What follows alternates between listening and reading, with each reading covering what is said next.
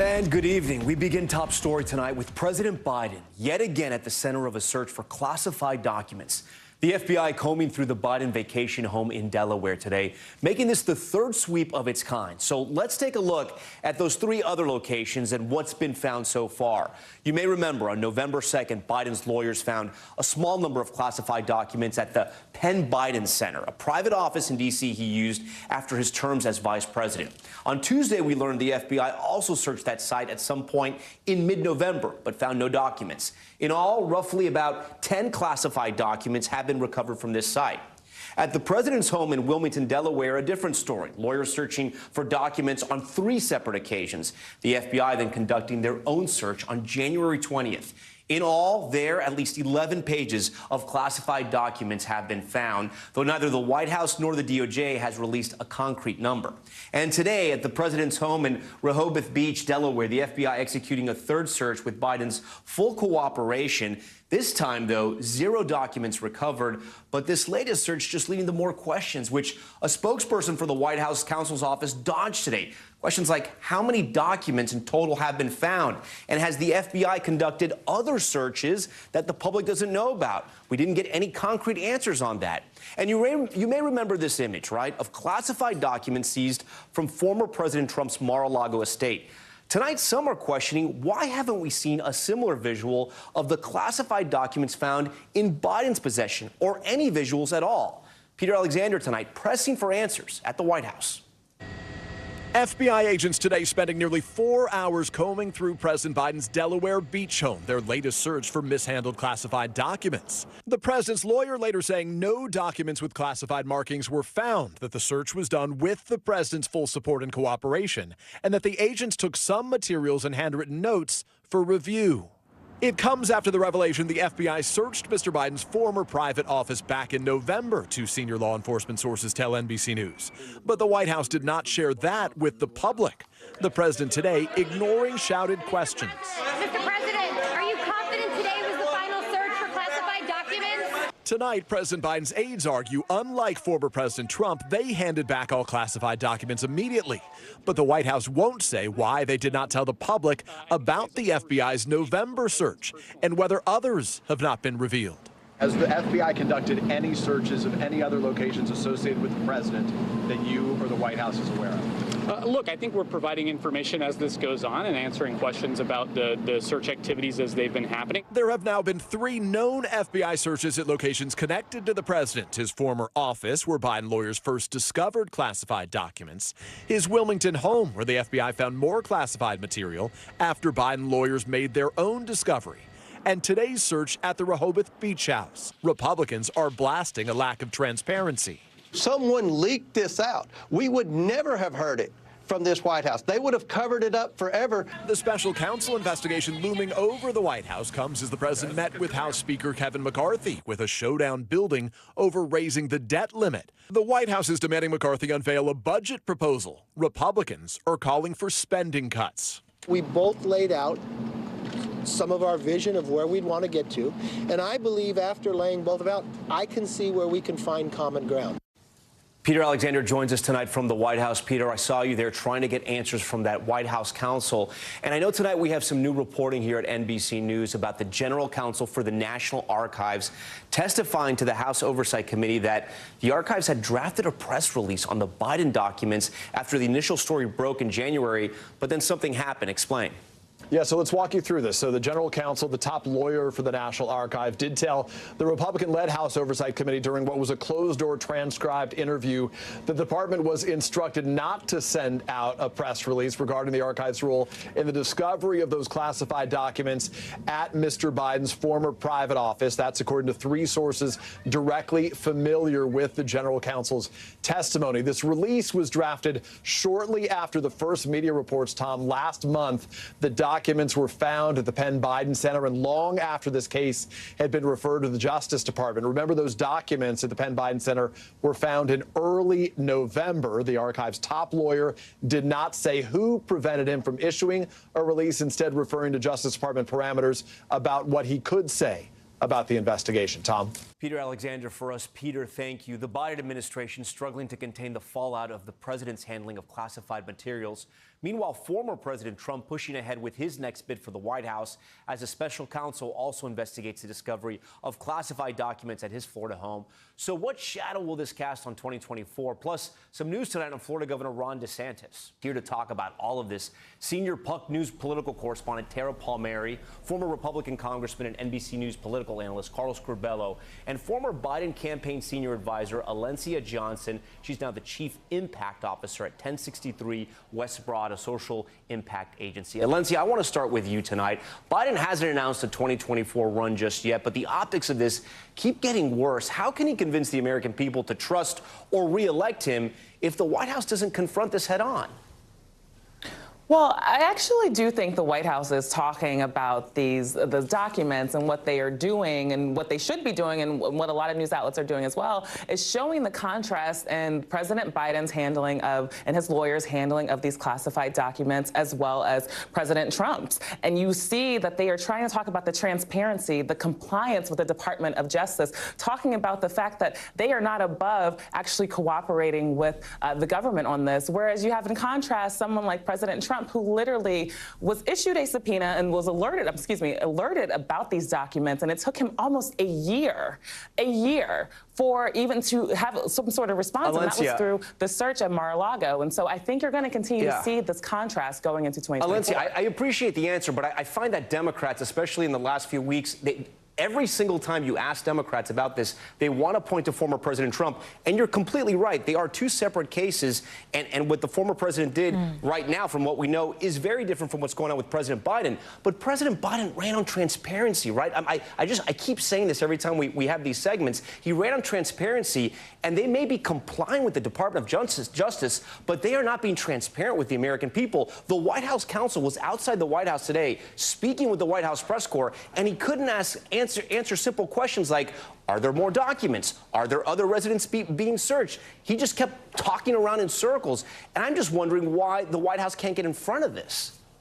Well, I mean, to be fair, I think when we're having a conversation about these classified documents, we want to make sure folks have the facts before you go out and tell the American people one thing and then have to come back and clean it up later. I think that is not only transparency, but that is some integrity. We want to make sure that there isn't any, opportunity for there to be holes in a story in case you have to go back and clean up something. And so I understand that people's frustration, but sometimes it takes a little bit behind the scenes for things to reveal themselves. And this White House wants to make sure that the information it is providing and getting ahead of is the accurate information and the best information for the American people I to make their own appreciate that. decision. I appreciate that. I just don't think they've revealed anything at all. I think this has all been really great reporting that has brought these stories to light, because actually the White House is not revealing this.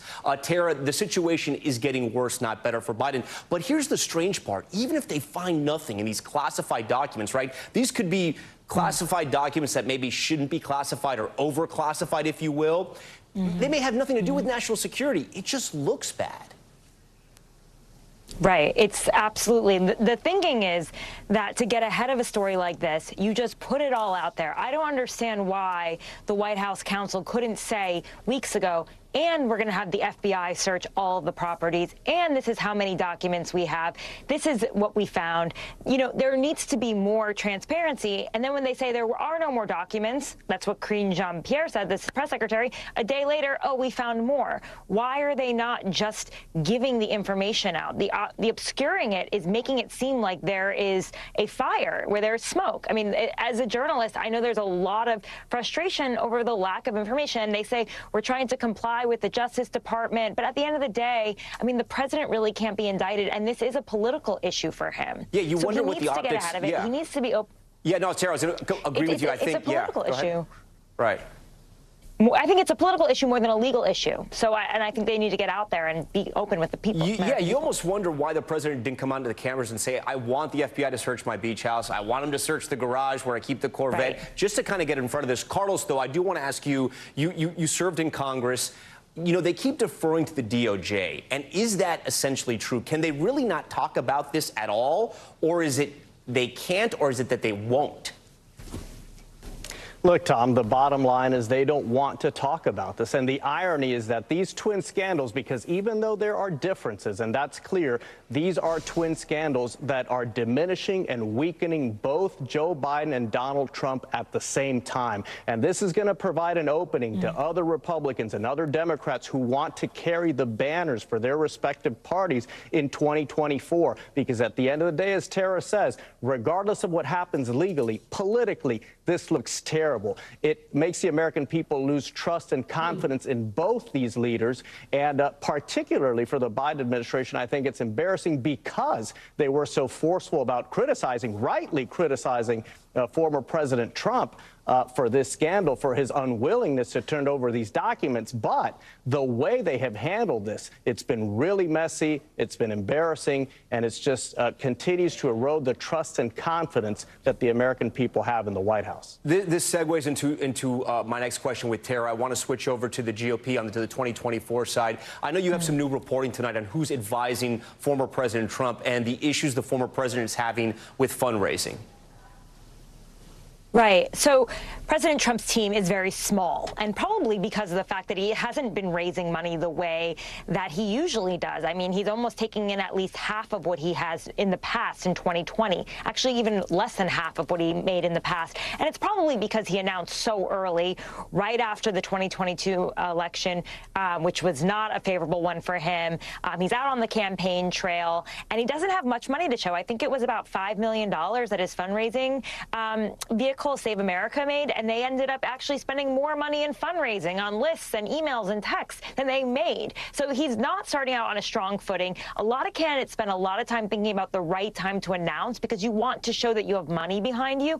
And the fact that he announced so early, he doesn't have much to show for it. And one of his advisors, who is expected to join, Kellyanne Conway, it appears that she will not be joining the campaign and instead will be sitting on the sidelines at Fox News in the green room, where she'll be talking about the Trump campaign. She'll be giving advice to him as an advisor, maybe even calling shots. And if there's one thing I know from covering Donald Trump, he'll probably take her advice more seriously if she's saying it on TV rather than as his campaign manager. But I think, she was a very public figure, and to, see her decide to sit on the sidelines, I don't know. It's an interesting move. For her, I understand. I mean, I'm sure she has a lucrative deal with Fox, but and for him, maybe he can't exactly afford someone like Kellyanne Conway on the team or doesn't want to spend the money on an advisor like that so early on, especially with his fundraising number so small. Yeah, and she truly was one of his warriors who would always go out there in front of the cameras and sort of defend him regardless of what the scandal was in front of her. Alencia, I want to turn to you now. I want to ask you about 2024 and the Republicans as well. Nikki Haley's team, the former governor of South Carolina, teasing a special announcement on February 15th, likely the launch of her campaign. And the former president was asked about Nikki Haley by reporters this week, and let's listen to this. Nikki Haley called me the other day to talk to me. I talked to her for a little while. But I said, look, go by your heart if you want to run. She's publicly stated I would never run against my president. He was a great president. I'd never run. Did she call you? What did she say on the call? No, but she called me. She said she'd like to consider it. And she was letting you know? And I said, you should do it. Alencia, President Trump obviously wants a crowded primary to fracture the field. Do you think this will work, this strategy here, where he's inviting people to sort of run against him? Well, I don't think he's inviting a whole lot of people to run against him. I think he's probably inviting the people that he thinks that he could beat. But, I do think Donald Trump, and you all were talking about this earlier a few moments ago about how he announced very early. A lot of the reason he announced very early is to distract his base from these ongoing investigations, all of these things that are actually, I think, weakening President Trump. And so what you will see, yes, there will be a lot of people, I'm sure, that will challenge him. But I actually don't think he will make it all the way through the primary. And so you will have people who will also be ready to get rid of Trump. Republicans are talking about this behind the scenes and how they are tired of Trump being the face of their party and they want something new. And I believe that a lot of former Trump supporters will actually move over to the Nikki Haley's of the world, to unfortunately, the Ron DeSantis's of the world. And so it actually will not, I don't think it will work in his favor in the way that he might think it would. Carlos, Trump posted on social media on his platform, quote, "The president isn't exactly lying. DeSantis did have some wavering when it came to the pandemic, but he's also had some big wins for our own agenda." And I do want to say, like, you know, former governor, I should say Governor DeSantis has had some wins. The what was called the so-called Don't Say Gay bill for Florida Republicans, Disney's special tax status. And now the AP African American History course is getting revised, the College Board. We're going to have more on that later in the broadcast.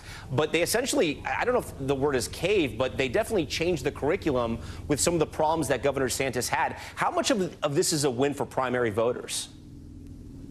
Look, Tom, all of these issues you mentioned are critical for DeSantis in a Republican primary. These are the cultural issues that motivate Republican voters in primaries specifically. So he is trying to check all of these boxes: abortion, culture wars, education, and quite frankly, from the perspective of someone who wants to win a Republican primary, he's doing a pretty good job. What has given him broader appeal, what allowed him to win re-election in Florida by a remarkable 20 points, that was all his pandemic policies. Politically speaking, Ron DeSantis won the pandemic. That is what propelled him to a huge victory here last November, and it's what could give him broader appeal and help him reach independent voters and even some Democrats. I remind people, a lot of Democrats have moved to Florida. They moved to Florida during the pandemic because of his policies. But even though you say he won the pandemic, which is a sort of a strange thing to win,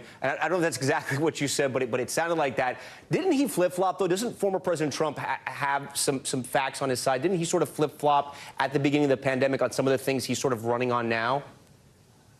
Look, at the beginning of the pandemic, like President Trump, Governor DeSantis did close down the state, close schools, close businesses. What DeSantis will say is that as soon as the science showed that it was safe to reopen, Florida did reopen, and Florida was a big beneficiary. When I say he won the pandemic, I don't mean to be insensitive. I'm speaking purely from a political perspective, and Florida was rewarded. People moved to Florida. People visited Florida. Florida's economy did well while other states struggled. Those are facts, and a lot of voters here in Florida went out and rewarded Ron DeSantis for those policies in the last election.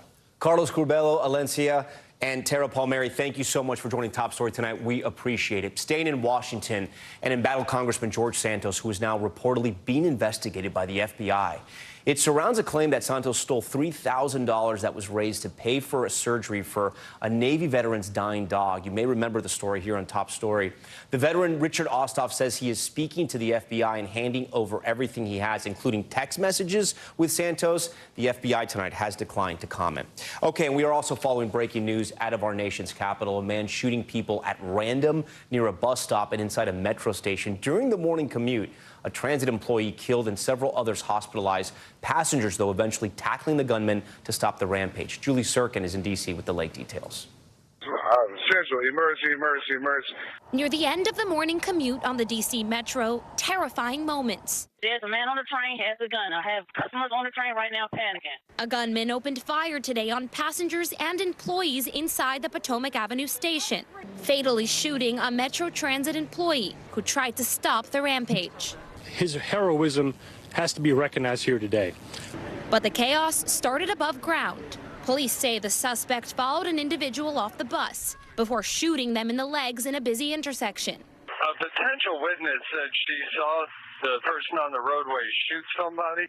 According to authorities, the gunman then shot a person buying a Metro card, also in the leg, before going down the escalator and onto the platform where that employee was killed. Standing nearby watching this in disbelief is Richard Frost. At that point, like, I was trying to assess like what was going on, because I had my music on. So I asked the guy, I was like, were those gunshots? And he was like, yeah. And then that's when I saw the guy drop. Police say other passengers then tackled the suspect onto the platform, and along with a second transit employee, held him until police arrived. All the shootings appear to be random. It's unclear what the motive of all this is. It's just one of several shootings in the D.C. area in the last 2 months, including one on January 7th, where a 20-year-old man was shot and killed at a different Metro stop about a mile away. The mayor today saying this cycle of gun violence plaguing the city must stop. Whether it's the metro, it's the street, it's individual homes. We know that we have guns that are creating tragedies in our city and in our nation, and we all have to be very focused on that. Julie Sirkin joins us tonight from Washington. And Julie, such a scare for commuters there in our nation's capital. What do we know tonight about the suspect and any updates on those victims? Well, look, Tom, police have still not identified the suspect, and we still don't have a motive. But what we do know is there are 4 victims, 3 of them at a nearby hospital with non-life-threatening injuries. And, of course, the 4th, that Metro Transit employee who police are hailing as a hero. And then, Julie, you live in the city. You use this transit system. You mentioned there have been several incidents lately, including one that you witnessed. Yeah, that's right, Tom. Just about a few weeks ago, that incident that I just mentioned in this story happened. I heard a single gunshot. You have to understand, this is right outside of the Nationals baseball stadium. It later turned out that one man, a 20-year-old Terry Clark, had died. Police later announcing they had caught the suspect and arrested him. Okay, Julie Sirkin for us. Julie, we appreciate it. We want to turn now to weather and the rising death toll tonight as that major ice storm we've been telling you about continues to paralyze parts of the South. 23 million now under winter alerts as the brutal cold refuses to release its grip on the region, and hundreds of thousands trapped in the dark, still without power. Morgan Chesky has the latest. Day 3 of a deep freeze, and tonight, a miserable icy mess, causing chaos. Oh my God, the tow truck just hit the tow truck just spun out. Stretching from Texas to Tennessee, the polar blast has claimed at least 8 lives and leaves 23 million people under weather alerts. In Austin, as conditions grew worse, the accidents accelerated. I started sliding, and next thing you know, I spun around 6 or 7 times. If it wasn't for that curb, I'd be completely off the bridge. The deadly ice knocked out power to 180,000 customers there, leaving 1 in 4 residents in the frozen dark. We're standing on ice, sleet. This isn't snow, it's sleet. At Dallas's DFW airport, 3 out of 4 flights canceled. The cold forcing people to warming shelters. Tony Ivory was turned away 3 times before landing here. If you didn't have a place like this, where would you be? Wow. Probably peddling for money to get a motel room. I'm walking into different department stores and stuff just to try to stay warm for 10 or 15 minutes. Okay, Morgan Chesky joins us now from Dallas. Morgan, Texas, not the only area that was hit by this storm, and they're not out of the clear by a long shot in terms of the temps dipping again, right? Yeah, Tom, they're really not. In fact, the sleet that turned to rain this afternoon will likely refreeze again in just a few hours, and that is one of the primary warnings from officials today. Traffic has picked up somewhat here in Dallas and in other of these states, and the roadways that are now relatively safe to drive on, that's going to be a different story overnight as the temperature drops back down. We're not going to see a real rise in earnest until at some point tomorrow, and that is when we should be in the clear. But in the meantime, traffic snarled on highways, air traffic still facing significant cancellations, not to mention there are still hundreds of thousands of Texans tonight, Tom, without power. Yeah, we can hear those cold, slick roadways just behind you. Okay, Morgan, we thank you for that. For more on the paralyzing cold, I want to bring in NBC News meteorologist Bill Cairns, who joins us now. Bill, Morgan, they're telling us a little bit about the temperatures, but I'm looking at your map now. 23 million impacted. Wow. Yeah, not done. 12 to 18 hours to go. Austin by far has the most power outages, almost half of all of them in the impact area. But Dallas was lucky. During the day today, they were in the 20s, but the sun rays were shining through the clouds, called it solar radiation, and that was helping to melt things, even though it was in the 20s. The sun is down, and now things are going to be refreezing. So we still expect some significant impacts from Abilene all the way towards Wichita Falls to Fort Worth into the Dallas area. That's this region in here. Still has a chance for a 1/10 to a 1/4 inch in addition to what's already happened, and that would give us a chance for some additional power outages. The big melt begins, though, by tomorrow afternoon. We're in the 30s. Friday and Saturday, we get back to the 40s and 50s. And as far as the next weather story, that's the cold that's going to be coming down out of Canada. Right now, near the Hudson Bay, -22. That is the air that's heading for the northeast Friday night and Saturday. Be prepared. It's going to be about as brutal as it's been all winter long, especially in areas of northern New England, where the wind chills could approach -50. -15. Okay, Thanks so much there, Bill. To Memphis now, in the celebration of life for Tyre Nichols, the funeral service filled with calls for justice and police reform as NBC News learns at least 4 of the officers charged with Nichols' death had been disciplined in the past. NBC's Priscilla Thompson is on the ground for us tonight, again in Memphis. Tonight, songs of sorrow. Blessed are the dead which died in the Lord. Prayers for peace. We must come together to offer this family comfort.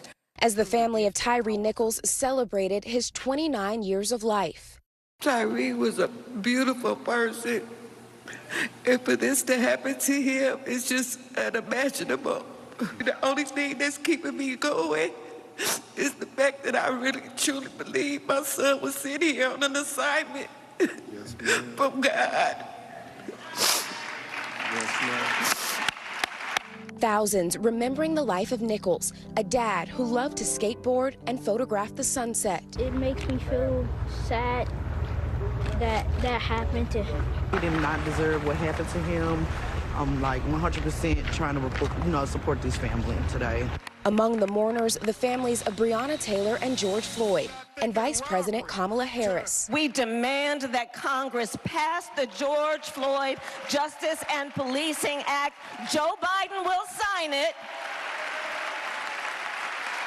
And we should not delay. Amid the grief, a resounding call to action. It is a plea for justice for Tyre Nichols.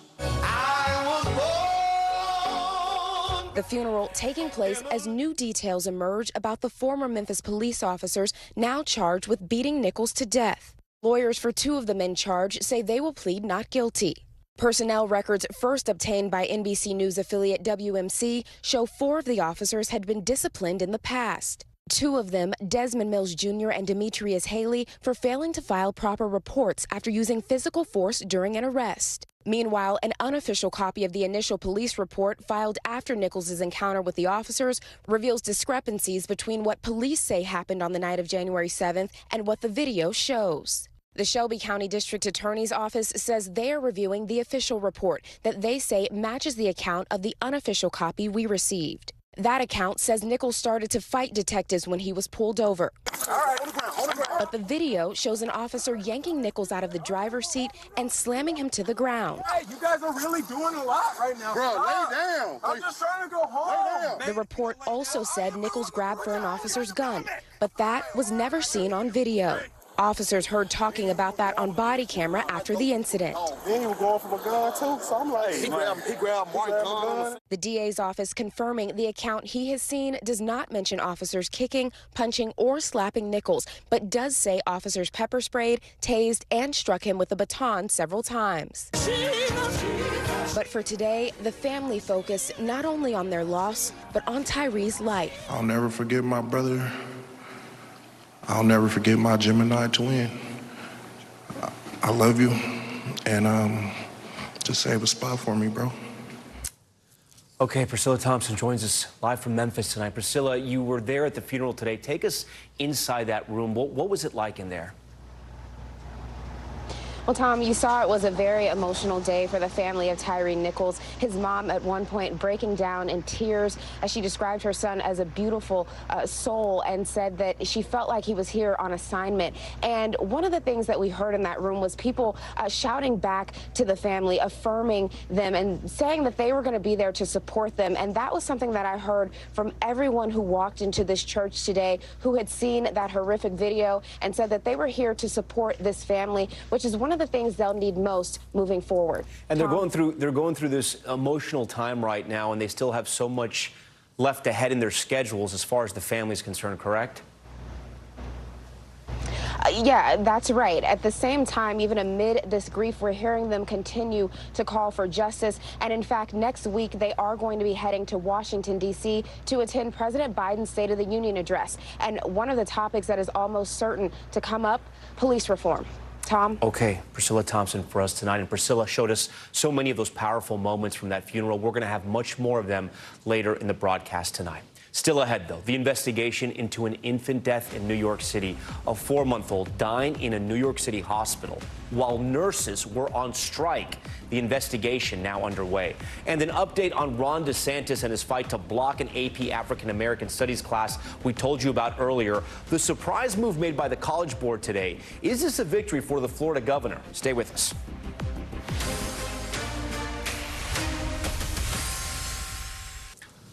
Okay, we're back now with the ongoing controversy surrounding the AP African American Studies course. College Board releasing a new framework of the class today after Republican Governor Ron DeSantis banned the course in Florida last week. Sinclair Esamoah has the latest on the new changes. It's Langston Hughes. Who knows who Langston Hughes is? Tonight, the College Board unveiling a new framework for advanced placement African American studies after pressure from critics to not include topics like Black Lives Matter and sexual orientation. A critique many students in the pilot course resisted. It really hurt. I thought we were moving forward in life. The College Board saying its new syllabus includes the study of Black artists, inventors, and gay Americans pivotal in the civil rights movement. This is the beginning of a process that will more democratize American education. This latest chapter of U.S. education debate sparking protest and legal pushback in Florida last week. Black history is American history. Republican Governor Ron DeSantis banning the pilot AP course in Florida. His latest move restricting the teaching of race and sexuality in public schools. When you try to use Black history to shoehorn in queer theory, you are clearly trying to use that for political purposes. The College Board's new curriculum will no longer include authors flagged by Florida officials as scholars of concern, but it says the revisions were made independently from political pressure, adding it consulted with more than 300 professors of African American studies and piloted the course in 60 schools across the country. Do you believe this updated course framework will be enough for Florida to lift their current ban? I do not believe that Florida is going to lift the ban because it's never been about this course. The governor was very clear. African American studies doesn't have educational value. And I think that the governor has led with that. The government has demonstrated that through policy, through comments, and so forth. The course is set to launch nationwide in the upcoming school year. Sinclair Esamoah, NBC News. All right, when we come back, the warning from the CDC, the brand of eye drops that could cause you to lose your vision or worse. And New York's Grand Central Station getting an $11 billion makeover, but all that money, and they forgot to spell check. Can you spot the mistake? We'll show you next.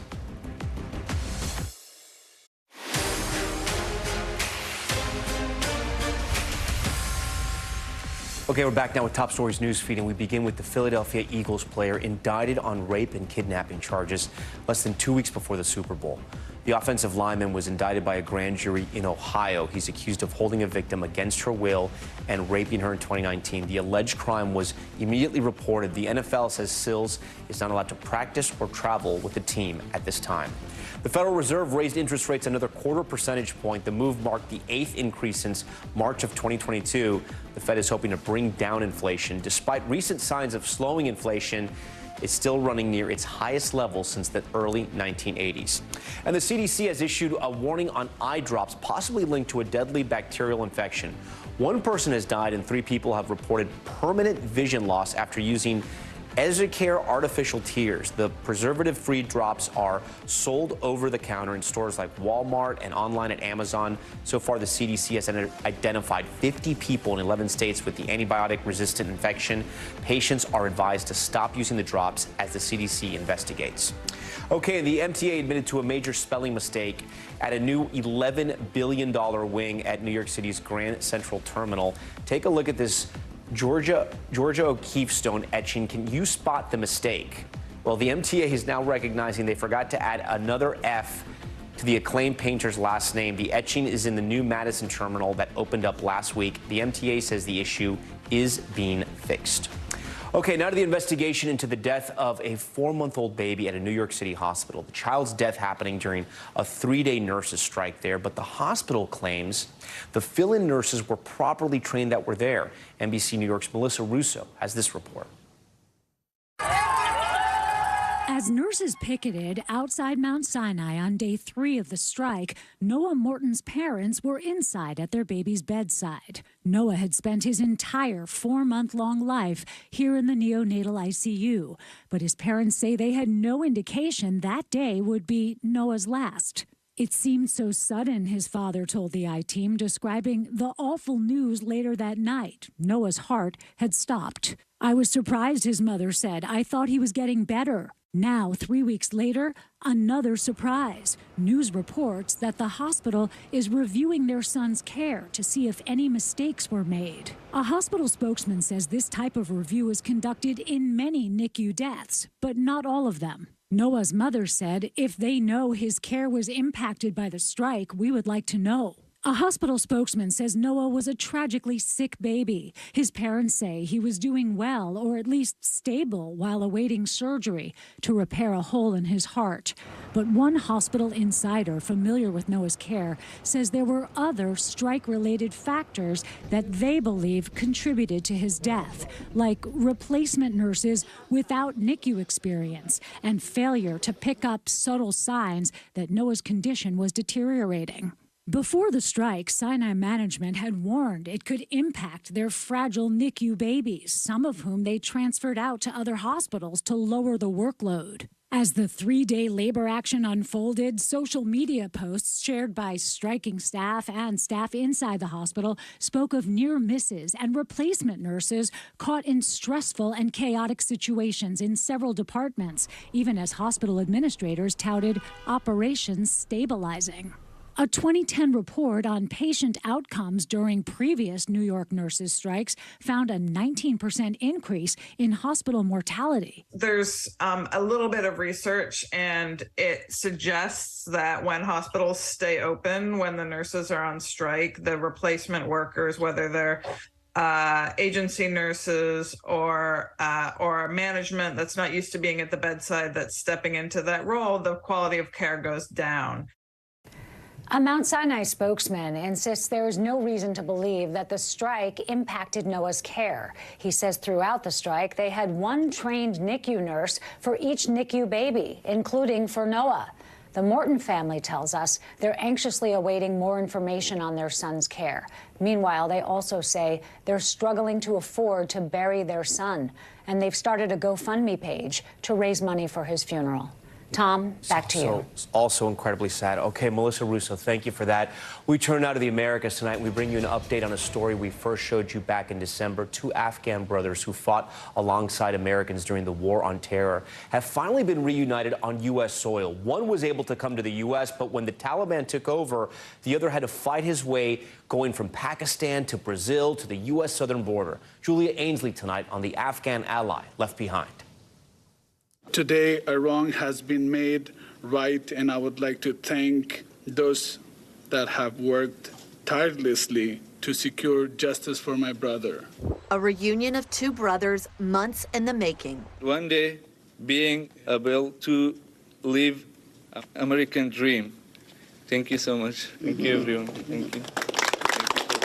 They were hunting him for a while. Sami Safi had been fighting for the release of his brother Wasi since he crossed the U.S. southern border in September and was detained in federal prison. He thought that if he comes to America, he will be treated as a hero. For years, the brothers fighting alongside the U.S. against the Taliban, Sami as a translator and Wasi as a member of Afghan Special Forces. Then the brothers' lives diverged. Sami earned a visa to the U.S. for his service and became a U.S. citizen, while his brother stayed behind in Afghanistan until U.S. forces withdrew from the country in August 2021. Now a target of the Taliban for his help to Americans, Wasi escaped to Pakistan, where he was given a humanitarian visa to Brazil. From there, he took the dangerous journey so many other migrants take through the Darien Gap and Central America, through Mexico, and finally to the U.S. border. It was there, upon his arrival in September, he was detained in federal prison and charged with crossing the border illegally, a crime thousands of other migrants commit daily without being imprisoned. Everyone just say you're illegally crossed, but no one hear my reason. Top Story was the first to speak with Wasi from prison in December. It helped everyone, but it didn't help me. For months, Sammy launched a full court press, pleading with lawmakers for his brother's release, even reaching President Biden's desk with a request for a presidential pardon. Then last week, Sammy got the call he'd been waiting for. The Justice Department dropped all charges against his brother. My hands were shaking, and honestly, I couldn't believe it. Wasi would be released to live with him in Texas. It was very hard for me to believe that I'm holding him back in my arms after so many years. But soon after his release, Sammy realized his brother still badly needed his care. He endured beatings along his brutal journey through the Americas, leaving him with significant injuries, hearing loss in one ear and missing teeth. The doctor had to work 5 hours on the first day of his release to make him be able to at least eat soft food. Sammy said his brother did not get the medical care he needed for his injuries inside prison at Eden Detention Center. When we spoke to Sammy, Wasi was in too much pain to come to the camera. I'm trying to comfort him. I'm trying to tell him that everything will be okay. You're safe. You will not be sent back to Afghanistan. Have you found your happy ending to this story? Does it feel like the happy ending? I think the challenge just started. I think now I have to work even more to provide him a normal life. All right, Julia Ainsley joins us tonight from Washington. And Julia, I want to go back to something in your report. There's an allegation there that Wasi was not taken care of after that perilous journey when he ends up inside the Eden Detention Center on U.S. soil. That's right, Tom. And we reached out to CoreCivic, which runs Eden Detention Center. They said that they were unaware of the allegations in the report and that they take seriously their role and responsibility to provide high-quality health care to individuals in their care. They said their team there follows CoreCivic standards for medical care and standards put forth by their government partners. You know, I want to talk about Wasi's journey because it is so incredible that he goes from Afghanistan to Pakistan to Brazil, through the Darien Gap, right into the U.S. Do we know anything more about his journey? It's an extraordinary story, and it's one that began because he couldn't get on one of those last flights out of Afghanistan in August of 2021. He had to escape into Pakistan, a very dangerous journey, and get a humanitarian visa to Brazil. He was also beaten along the way, which is why he has a lot of those injuries that he says were left untreated. But now it's not exactly an easy road ahead. He still has not been given any kind of assurance that he can stay legally in the United States. It's unlikely that the U.S. government would try to deport him back to Afghanistan. We haven't seen that happen, but he so far has not been told that he is off the hook for removal. Still in limbo after helping our troops in Afghanistan. Pretty incredible. Okay, Julia, we thank you for that story. Coming up, the moving moments from today and the emotional tributes to Tyre Nichols. Stay with us. Welcome back. The case of Tyre Nichols shocked this nation, and today his friends, family, and civil rights leaders touched the nation with their words memorializing him. So tonight we want to leave you with some of those powerful moments from that Memphis church. This violent act was not in pursuit of public safety. It was not in the interest of keeping the public safe, because one must ask, was not it in the interest of keeping the public safe that Tyre Nichols would be with us here today?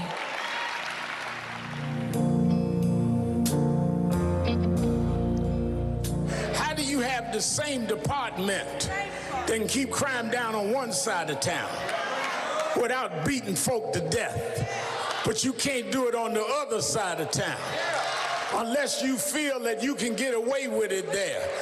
I can't speak for everybody in Memphis. I can't speak for everybody gathering. But for me, I believe that that man had been white, you wouldn't have beat him like that night.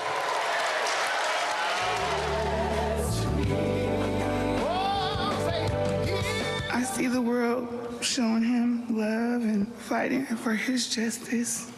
But all I want is my baby brother back.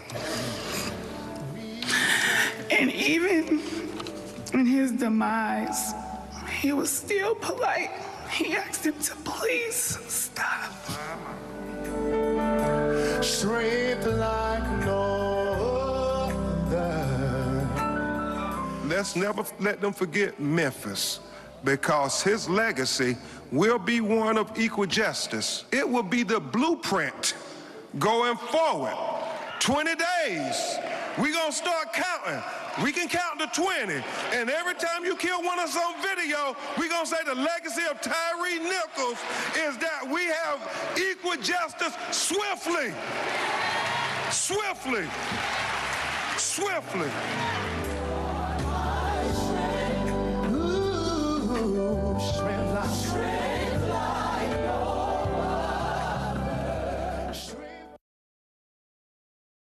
Thanks for watching our YouTube channel. Follow today's top stories and breaking news by downloading the NBC News app.